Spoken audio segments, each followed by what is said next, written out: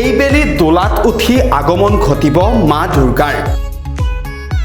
হাতীত উঠি প্ৰস্থান কৰিব মা দুৰ্গতি নাহিনীয়ে মা দুৰ্গাৰ আগমন আৰু প্ৰস্থানত কি প্ৰভাৱ পৰিব বিশ্বত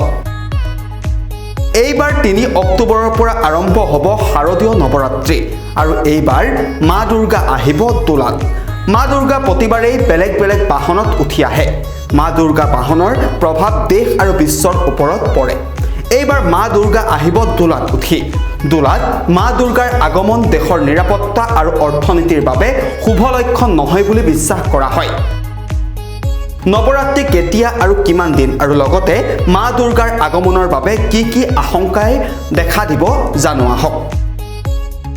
এইবাৰ মহালয়া অনুষ্ঠিত হ'ব 2 অক্টোবৰত সেইদিনা বুধবাৰ তাৰ পাছত 8 অক্টোবৰৰ পৰা পূজা আৰম্ভ 2024 চনৰ 8 অক্টোবৰ মঙলবাৰে মহাপঞ্চমী পালন কৰা হ'ব 9 অক্টোবৰত পালন কৰা হ'ব মহাষষ্ঠী সপ্তমী 10 অক্টোবৰ বৃহস্পতিবাৰে অষ্টমী 11 অক্টোবৰ শুক্ৰবাৰে 12 অক্টোবৰ নৱমী আৰু 13 অক্টোবৰ দেওবাৰে হ'ব বিজয়া দশমী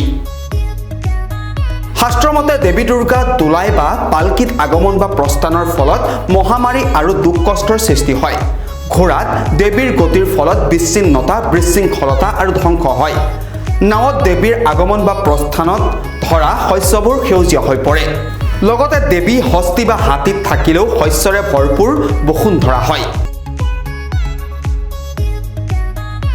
শাস্ত্ৰ অনুযায়ী 2024 চনত দেৱী দুৰ্গা দোলাই বা পালকিত উপস্থিত হ'ব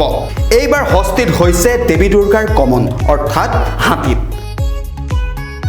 চোতালখনে হাতীৰ শ্ৰেষ্ঠ বাহন যদি হাতীৰ ওপৰত দেৱীৰ গতি হয় তেন্তে ফল পৰে চোতালত ফলত উৰ্বৰা ভূমি পোৱাৰ সম্ভাৱনা আছে ফলাফল ভাল শস্যৰে নদন বদন হৈ পৰে পথাৰ গতিকে এইবাৰ মা দুৰ্গা আহিব দোলাত আৰু প্ৰস্থান কৰিব হস্তিত নিউজ ডেস্ক খবৰ.com